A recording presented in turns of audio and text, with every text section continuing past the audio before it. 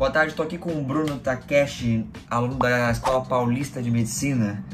E aí, galera? E que estudou em Harvard um tempo. Não é isso, Bruno? Fala um pouquinho sobre a sua experiência. Isso.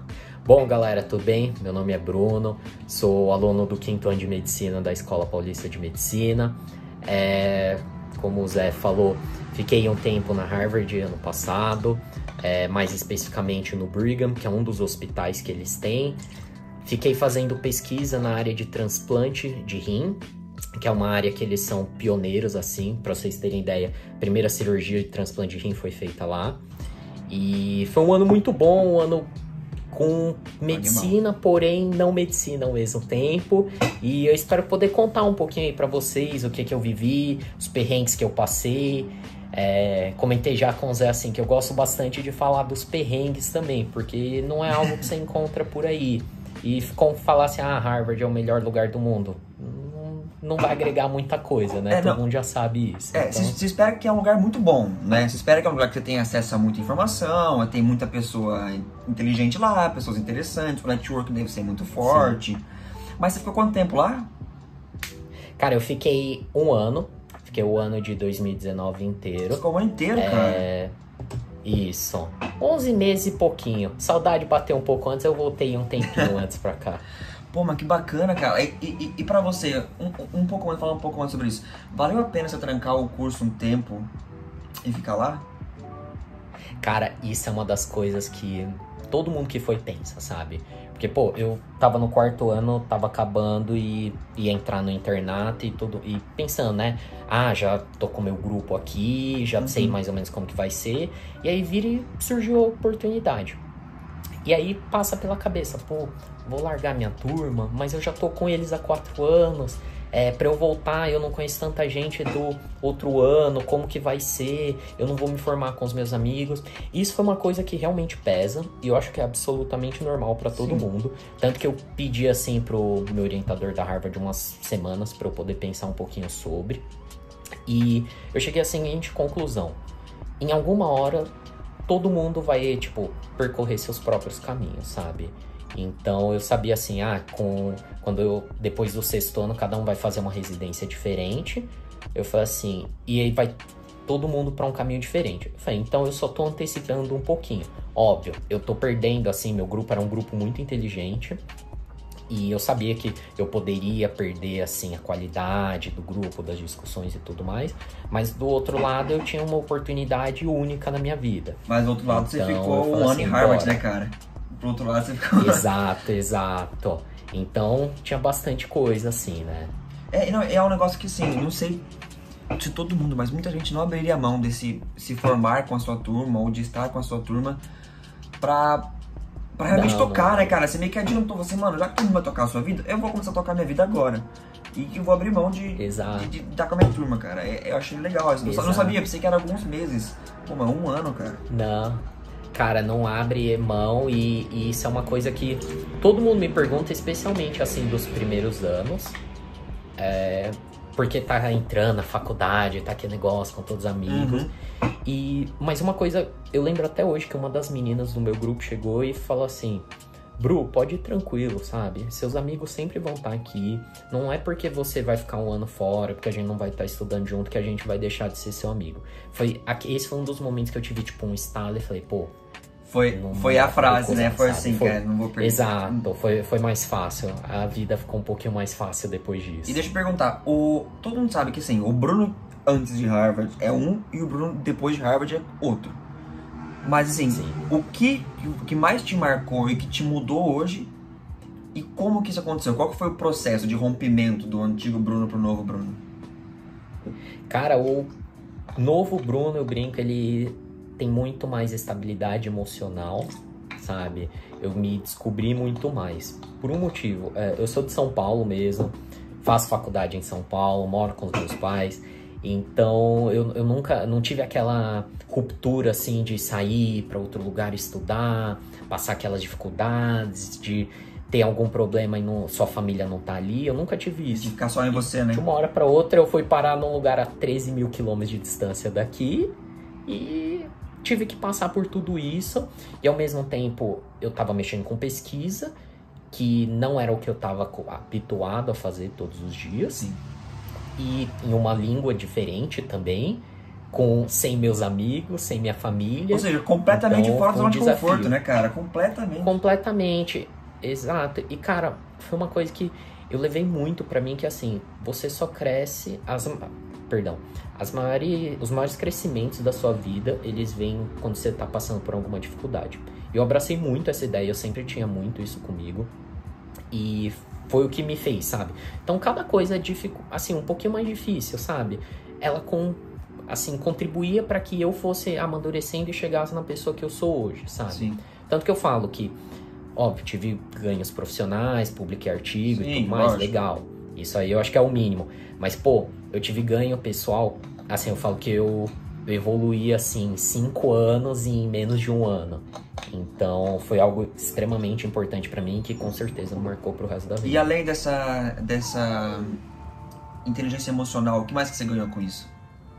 Essa parte de autorresponsabilidade, Cara, de assim, eu tenho que resolver o meu próprio problema. Isso, autorresponsabilidade, de assumir. Existem algumas coisas que eu chamo assim de soft skills, né? Então eu aprendi bastante a lidar com pessoas, sabe? Quando você tá na faculdade, você já vai aprendendo, mas quando você tá num ambiente de laboratório, que é meio que um trabalho, as pessoas ali estão trabalhando, o jeito como você se porta, as coisas que você fala e tudo mais, são diferentes do jeito acadêmico. E eu tive que aprender também como que eu falo? Contornar problemas, sabe? Porque com o tempo, às vezes você tem que fazer coisas que você não gosta, mas você tem que arranjar um jeito de fazer, e ponto, sabe? Acho que foram as duas, assim, soft skills que eu ganhei, que eu gostei bastante. E, assim, de habilidade mesmo, aproveitei que tava um ano que não precisava estudar, assim, medicina tão a fundo e tudo mais, e fui estudar aí algumas outras coisas. E aí eu encontrei algumas paixões nisso daí. Como que? Por exemplo, eu descobri que eu amo marketing. Marketing é maravilhoso. Hoje, Vou puxar um pouco pro meu lado. Marketing é muito maravilhoso. É legal, cara. Se deixar, eu fico aqui falando. Então, pô, eu gosto bastante de estudar como que é o marketing por Instagram, como que as empresas fazem, como que é o tráfego pago e tudo mais. O que você tem que pensar quando você tá montando um post. Então, isso foi uma coisa bem, bem legal.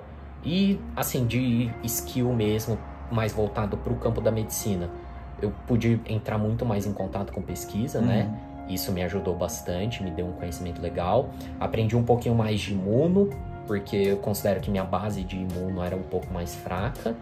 E na Harvard tinha um centro de treinamento que eles tinham um DaVinci para você ficar treinando. Legal. E aí eu ia lá todo dia ficar treinando. Então, assim, eu completei todos os passos que eles exigiam para que um cirurgião operasse no DaVinci deles. Achei legal isso. Não consegui o certificado, porque eles falaram, não, ninguém nunca me pediu o certificado disso, mas pelo menos a habilidade eu consegui na época. A experiência, Vale né, a pena. cara? Pô, deve ser animal você ficar mexendo no DaVinci ali, eu acho que é... Sim, Não sei se tem muito no Brasil, eu sei que tem no HC em São Paulo.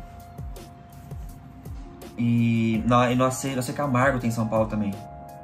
Tem no AC Camargo. Sim, em São Paulo tem alguns, no Einstein tem, no Moriá tem, mas sim, não faz parte da nossa realidade, Sim. como faz parte da realidade deles, né? Afinal, é um robô de mais de $1 milhão. Então, Não é qualquer canto, e assim, aqui não vai ser o acadêmico de medicina que vai ter uma facilidade de chegar perto de um negócio desse, né? Também tem isso. Então, foi bom. Foi um dos principais ganhos, assim, que eu guardo com mais E fala um carinho pouquinho sobre a também. sua pesquisa, o que você publicou, sobre o que foi a sua pesquisa. Tá, legal. Minha pesquisa, ela é um pouco específica, assim, para quem faz medicina, mas eu mexia com transplante renal. Só que eu mexia mais especificamente com imunologia de transplante. Então, assim, meu laboratório inteiro mexia com isso e eu participei de vários projetos da forma que eu podia, né? Eu não tinha um projeto meu mesmo, porque todos os projetos de pesquisa deles demoram, assim, no mínimo uns 2, 3 anos para poder ser feito. Sim. E eu só ia ficar lá 1 ano, então não ganhei um projeto só para mim. Mas eu mexia bastante. 2 projetos principais que eu mexi, né? Foi um que ele testava um teste, como se fosse esse exame que a gente usa para poder detectar gravidez, o da farmácia. Eles estavam tentando desenvolver algo parecido para poder detectar rejeição renal.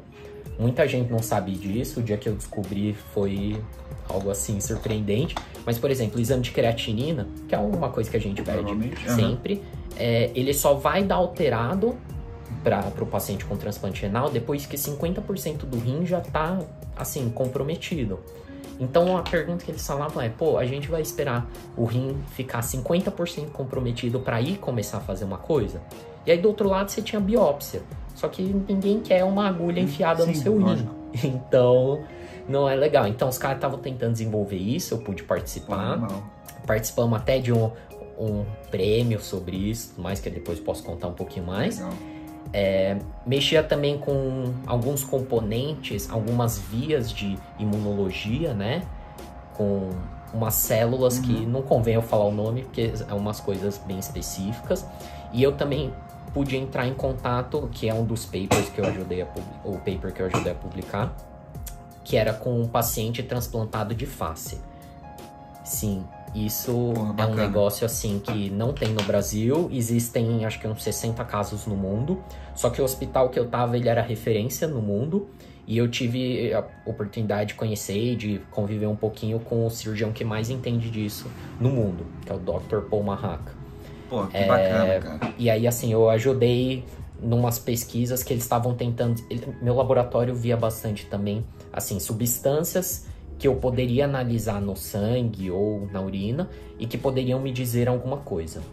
E aí, esse foi um dos papers que eu ajudei a publicar. Pô, animal, cara. Pô, animal. Então, é uma baita experiência, né, cara? Eu acho que valeu a pena de verdade pra você.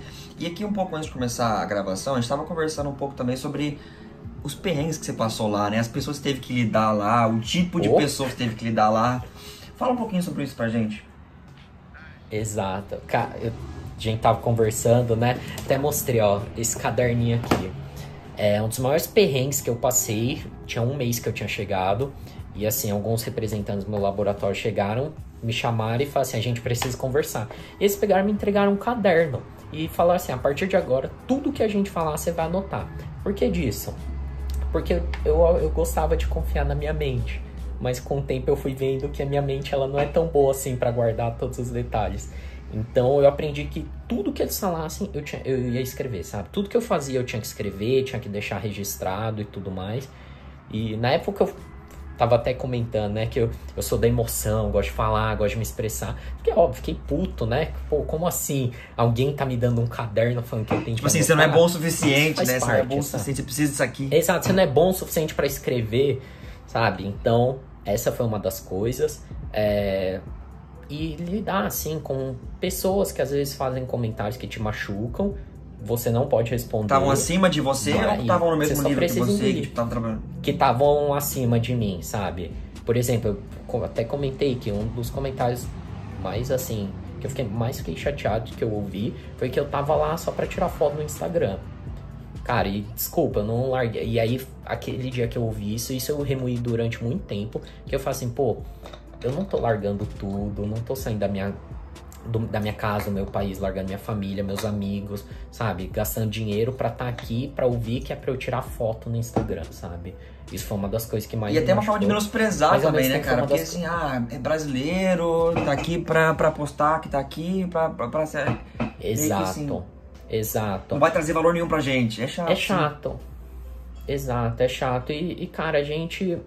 Geralmente, quando você é mais novo, você não tomou bastante porrada assim na vida, né? Então, essas coisas, elas machucam bastante quando você ouve. Mas me ajudou, sabe? Passou, hoje eu sou extremamente bem resolvido com isso. Me ajudou a crescer. E se alguém hoje virar e falar isso pra mim, eu só entro pro ouvido. Você falou que eu também sou um pouco assim de... Às vezes eu recebo uma mensagem ou uma crítica e eu tento levar muito pessoal também. Eu guardo pra mim. Sim, cara. Não precisa, né, velho? Exato, e isso foi uma das coisas que eu mais aprendi. Não leve pro pessoal, sabe? É óbvio, é muito fácil você falar assim, né? Por falar, mas você incorporar isso é algo que diariamente você tem que ir lá e tentando incorporar e sempre lembrando, sabe? E eu gostava bastante de uma frase que, assim, haters sempre vão existir. Então você só tem que aprender com eles, você tem que aprender a não dar bola e acreditar bastante, assim, nas suas ideias, no que você tá fazendo. E óbvio, né?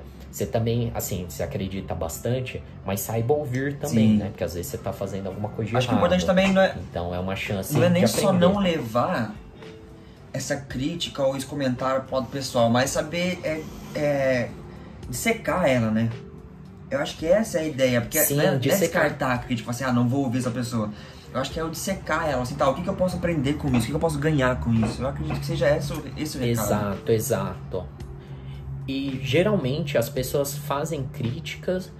Geralmente quem faz crítica não construiu nada, não tá fazendo nada do que você tá fazendo, sabe? Ela só tá criticando por criticar. Ou toca a vida muito ruim. E ela critica de uma forma que machuca. Exato. Critica de uma forma muito ruim. Cara, eu não tenho dúvida de que muita gente deve falar sobre você tá criando seu canal, deve falar mal, falando ali, ó, tá... Fala que eu tô perdendo tempo, que eu quero confere. Mano... Exato. Mas a pessoa que fala isso, ou ela não sempre... chegou aonde eu quero chegar, ou ela não tem capacidade de chegar onde eu quero chegar, ou ela tá com a vida muito ruim, cara. E ela tenta descontar isso pra cá, entende? Exato.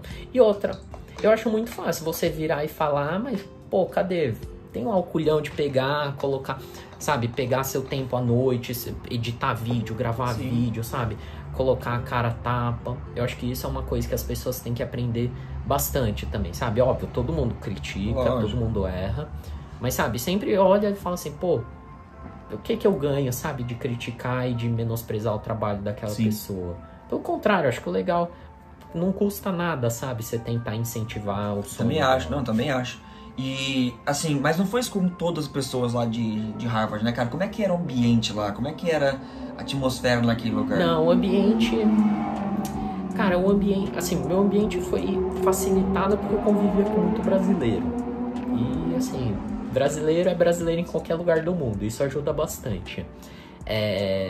Era um ambiente, assim, bem focado. Afinal, você tá no lugar que as pessoas realmente levam muito a sério o seu trabalho, sabe? Tem gente ali que dedica a vida a isso, mas era um ambiente profissional. Depois, com o tempo, foi entrando uma galera mais nova, aí você acaba saindo com eles, vai pra um barzinho, alguma coisa, e aí você acaba se tornando um ambiente mais pessoal. E aí eu prefiro bem mais isso também. Mas o ambiente era bom, não posso negar. Teve esses probleminhas aí, mas é coisa Teve mais algum isolada. que te marcou, cara, que meio que virou a chave pra você? Tipo, algum problema, alguma coisa que você passou lá de convivência com o pessoal, que você ficou meio baqueado? Cara, não, esse do Instagram foi assim, foi o principal. Esse do caderno também foram as duas coisas. Porque esse do Instagram, assim, ele não veio sozinho, né? Ele veio com uns 40 minutos de eu ouvindo coisa que eu não gostaria de ouvir. Então, e eu demorei muitos meses, assim, sabe?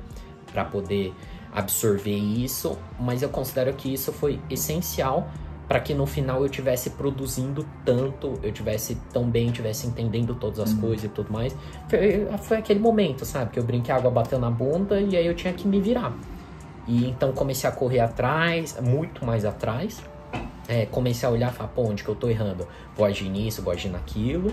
E, sabe, foi um tempo de aprendizado. E lá, assim, eu já ouvi falar bastante que lá eles têm uma mentalidade de resolver problemas. É uma mentalidade diferente da nossa, de meio de ir com a maré.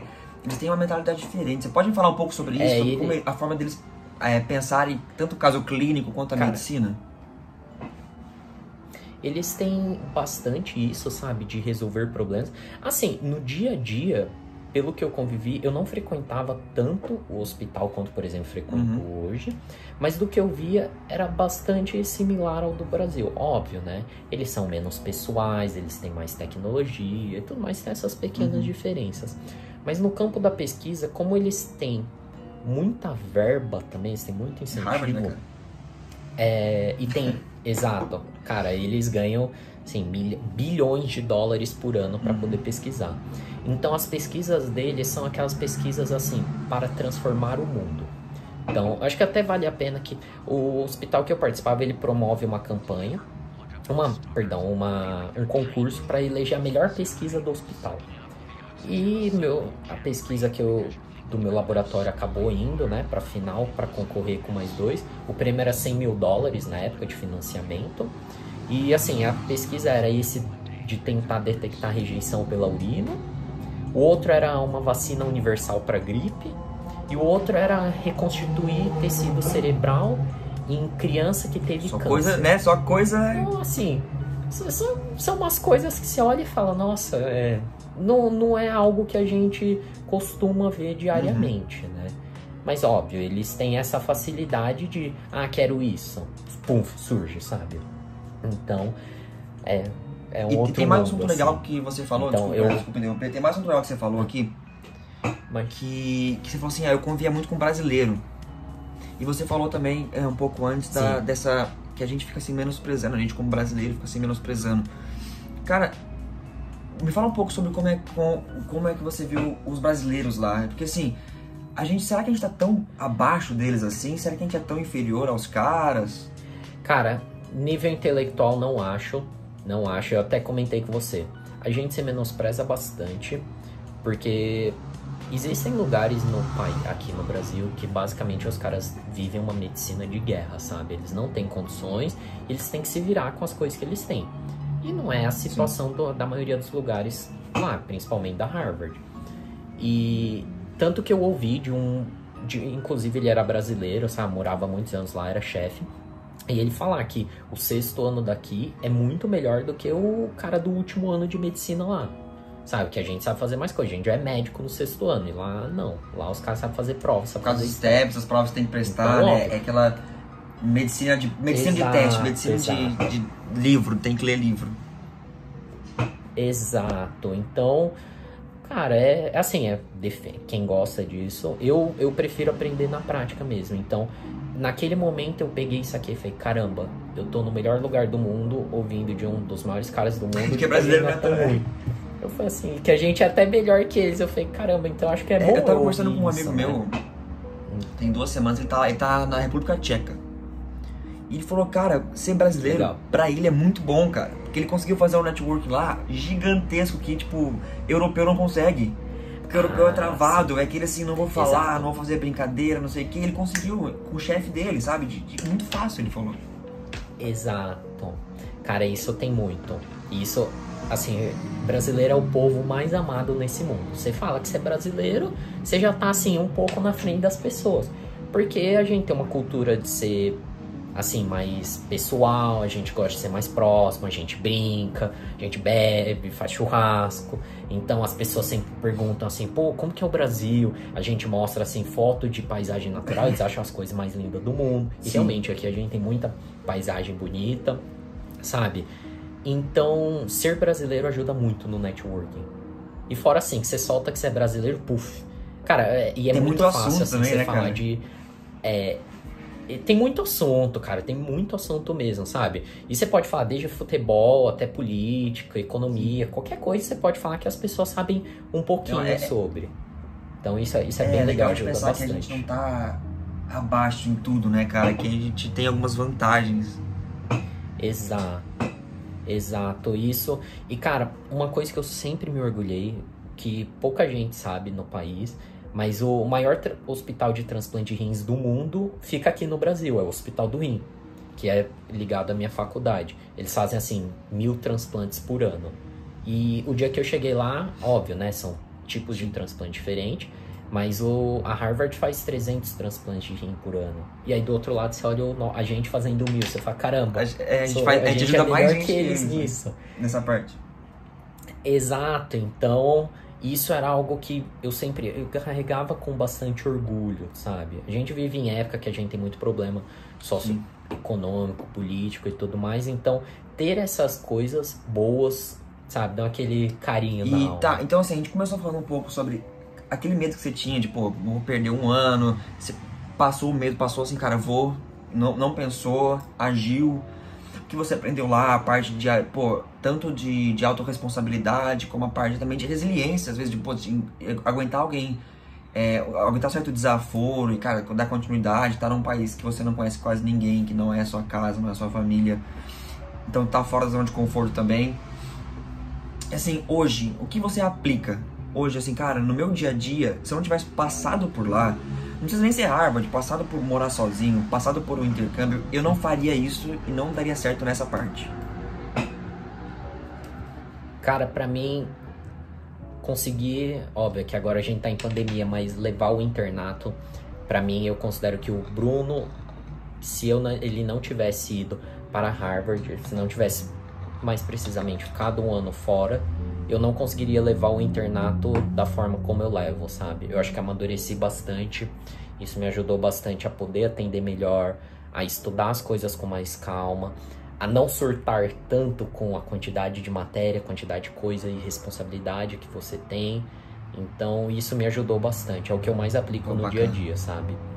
E tem uma outra coisa também que eu meio que incorporei, que eu tinha mania de perguntar muito, sabe? E aqui a gente é sempre instigado, assim, não entendeu, pergunta, sabe? E lá eu aprendi outra coisa, na verdade você não entendeu, você procura na internet, porque 99% Sim. das coisas tem no Google. E aí se você não achar, aí você procura. Isso foi uma coisa que eu peguei bastante, sabe?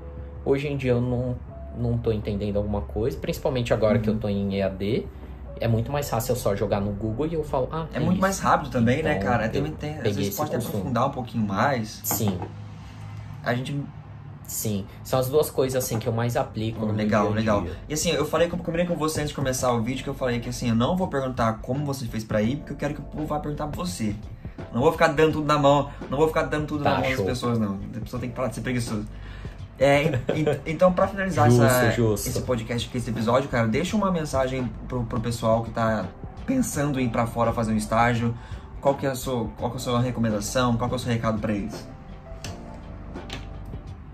Cara, acho que a primeira coisa, assim, mais importante, saia da sua zona de conforto, sabe? Não importa fazendo o quê, não importa se você tá fazendo um podcast ou se você tá indo pro outro lado do mundo, apenas saia da sua zona de conforto. Não fica conformado de só, vou pra faculdade, vou fazer a prova, talvez eu treine, vou fazer uma liga, talvez eu consiga aqui fazer uma IC. Não, cara, queira mais, sabe? Queira mais, queira fazer algo que realmente impacte a sua vida e realmente impacte a vida dos outros. Mas óbvio, saiba também se respeitar, porque se eu virar e falar isso, lembra muito aquele negócio de coach motivacional. Mas é verdade, cara. A sua versão. Cara, exato. Mas eu acredito bastante que assim, seja sempre a sua melhor versão, mas saiba que às vezes a sua melhor versão é só você ficar um dia ali deitado vendo série, sabe? E tudo bem. Sabe, às vezes você precisa de descanso também, mas seja sempre a sua melhor versão. Tentar fazer diferença, nem que seja para um grupo de 20 pessoas, né, cara? Exato. Cara, uma pessoa, sabe? Às vezes, quer ajudar o próximo, quer fazer a diferença, pega aí o seu podcast, divulga aí pros amigos, sabe? Às vezes você encontra uma pessoa que gosta. Que assim, isso aqui me ajudou. Uma pessoa vem falar com uma pessoa assim, eu tava travado num projeto e vou dar continuidade. Pô, bacana, cara. Exato. E eu acho legal isso, sabe? Estimular o projeto dos amigos. Isso aí é 2 cliques no Instagram pra fazer um story, sabe? E você tá ajudando muito o seu amigo. Então, sim, saia do seu... Isso aí, Brunão. Muito obrigado por esse episódio, cara, por aceitar vir aqui com a gente. Show. Então, quem quiser saber mais sobre como você vai pra lá, mais sobre o que o Bruno fez lá também, eu vou deixar o Instagram dele aqui embaixo. Vai encher o saco dele, ele tá com tempo de sobra, cara. Interno faz nada, pode encher. Na faculdade de medicina. É cone, na então verdade. Vai encher o saco dele lá, vai falar com ele, vai atrás. E semana que vem vai ter mais episódio. Tamo junto.